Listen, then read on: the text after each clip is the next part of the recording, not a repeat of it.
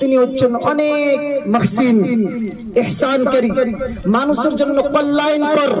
আর তিনি ওই ব্যক্তিকে ভালোবাসেন যে মানুষের সঙ্গে ইহসান করে, মানুষের কল্যাণের কাজে আসে, মানুষের সঙ্গে নরমতা দেখায়, মানুষের সঙ্গে ভদ্রতা দেখায়। এইরকম লোককে আল্লাহ সুবহানাহু ওয়া তাআলা ভালোবাসেন। তিনি বলছেন ফাইজা কাতালতুম ফাহসিনুল কিতলাতা, যখন তোমরা কোনো ব্যক্তিকে হত্যা করবে তথা কোনো ব্যক্তি জিনা ব্যভিচার করে তাকে হত্যা করতে হবে, তাহলে তোমরা তাকে নরম শান্ত ভদ্রতার সাথে করবে। এবং তোমরা যখন কোনো পশুকে জবাই করবে তখন তার সঙ্গে ভদ্রতার সাথে, তার সঙ্গে নরম ভাবে আচরণ করবে, তাকে কষ্ট দেওয়া থেকে বেঁচে থাকবে। যখন জবাই করবে তখন কি করবে?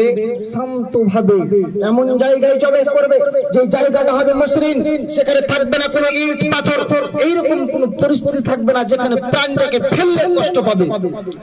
রাসূল সাল্লাল্লাহু আলাইহি সাল্লাম তিনি আরো বলছেন যে তোমরা যখন চাকুগুলো ধারালো করবে তখন ওই কুরবানির পশুর সামনে করবে না, কারণ সে কষ্ট পাবে।